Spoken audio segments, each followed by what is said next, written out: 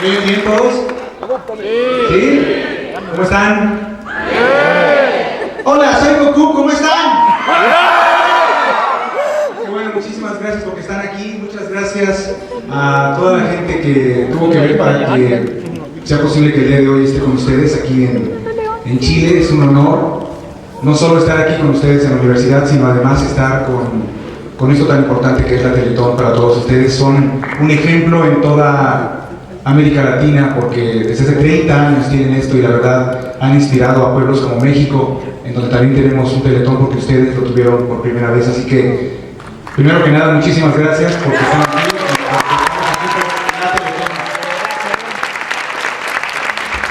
Bueno, primero que nada, como siempre, me gustaría que empezáramos con un Kamehameha. ¿Sí lo han oído? ¿Sí? Entonces, bueno, ¿qué les parece si yo grito Kamehameha y ustedes me acompañan a gritar Ja, ¿ok? Sí. Y también sé que por allá en otro salón hay gente también, ¿verdad? Escuchando esto. Entonces, hasta allá, todos ellos que nos acompañen también con este grito, ¿vale? Y Goku diría: ¡Gohan! ¡Krillin! ¡Cuidado, es Freezer! ¡Jame! ¡Jame!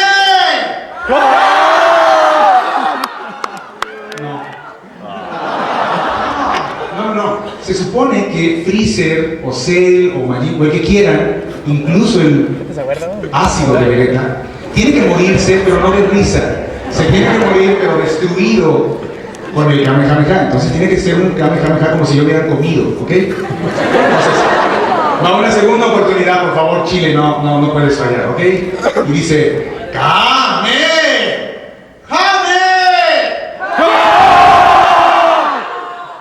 Yo creo que nos ayuda un poco de aquí se queda todo. Pues muchísimas gracias por la invitación. Como les decía, yo soy Mario Castañeda, soy un actor de doblaje y tengo 25 años dedicándome a darle la voz a diferentes personajes.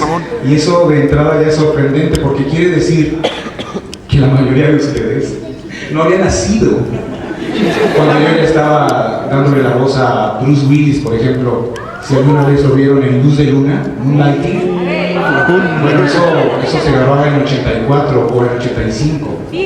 Bruce Willis y yo éramos jóvenes, él tenía pelo. Yo también. A mí me queda un poco él ya de plano. Entonces ha pasado muchísimo tiempo y muchísimas series y como todos lo saben, la gente que nos dedicamos al doblaje estamos un poco escondidos, de pronto no nos conoce la gente. Sin embargo, en algún momento empezaron a llegar series como El Conde Pátula, y empezó a provocar que la gente preguntara quiénes son, ¿no? Y llegó también Los Caballeros del Zodiaco, si se acuerdan. Y con Los Caballeros del Zodiaco llegó un fenómeno, un efecto que no conocíamos y que nos sorprendió a todos, que son los otakus. El otaku tiene que ver con eso, ¿verdad? Son todos los fans de esto. Y entonces, imagínense que por allá de 1900, ¿qué habrá sido? 95, 96 tal vez, se realizó la primera convención de anime en la Ciudad de México y nos invitaron a algunos. Dentro de Los Caballeros del Zodiaco yo hice un personaje muy pequeño, Canon de Géminis, Dragón el primero de Saga.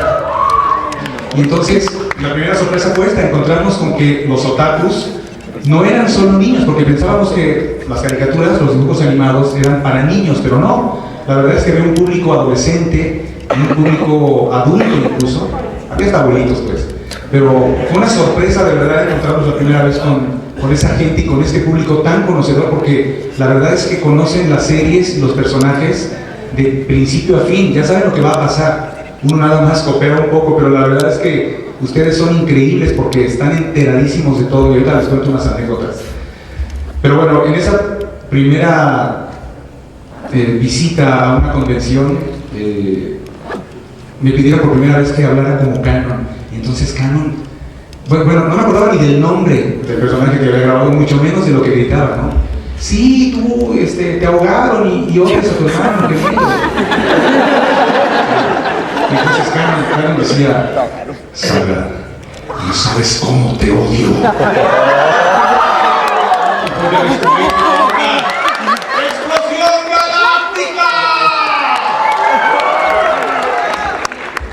No se murió, por supuesto. Afortunadamente siguió en la serie. Pero bueno, fue la primera noticia de verdad, el primer contacto, y además fue el primer contacto como actores de doblaje con la gente. A nosotros nos sacó del anonimato todo este fenómeno que provocó el hecho de que los otakus quisieran saber quiénes eran las personas que le daban la voz a los personajes. Llegó también Los Simpson, por supuesto, que provocaron un efecto muy grande, y además dentro del doblaje de México sobre todo, Los Simpson significan el regreso de una serie de modismos mexicanos que se sacaron del doblaje durante mucho tiempo. Los Simpson, después de décadas de hacer doblaje, empezaron otra vez a utilizar palabras que representan a México. Vaya, de entrada, en inglés, Bart dice "ay caramba", y esto viene desde el original, ¿no? Entonces, bueno, se empezó a dar libertad para hacerlo, y también se ve un poco ya en series como Dragon Ball, en donde hay personajes que podrían decir, por ejemplo, Vegeta le dice a Gohan, le dice enano, y bueno, esto que les comentaba de que los otakus son muy conocedores. Hubo alguna vez en una convención una persona que se paró, éramos varios ahí, entonces dijo: la pregunta es para el señor Castañeda. Sí, la pregunta es: ¿por qué en el capítulo 324, en el minuto 14 con 18, cuando Piccolo muere atravesado por un rayo defendiendo a Gohan, en el momento de ser atravesado por el rayo grita "mamá"? ¿Por qué? No sé, yo me imagino que cualquiera que es atravesado por un rayo, su familia, gritaría "mamá". Yo gritaría "mamá". Y nos dijeron: sí, pero es que Piccolo nació de un huevo. Piccolo no tiene madre. Piccolo, ¿por qué dice mamá? Y entonces dices: bueno, sí, tengo que estudiar un poco, tengo que preocuparme por saber más de lo que estoy diciendo. Y entonces nos demostró a todos los actores de doblaje que tenemos que enterarnos y estar al tanto y convertirnos de verdad en el fan número uno de lo que estamos haciendo, porque si no corremos el peligro en algún momento de equivocarnos terriblemente. Entonces, bueno, pasó el tiempo y Dragon Ball ya era una serie conocida porque empezó con Goku muy pequeñito, un niño burrito que le encantaba pelear muy fuerte, y se hizo un fenómeno, creo que aquí en México y en todos lados. De hecho, Dragon Ball se terminó de grabar hace aproximadamente 8 años o algo así, y sin embargo en la mañana todavía aquí lo estaba viendo en la televisión, y allá también termina y vuelve a empezar y no para, ¿no?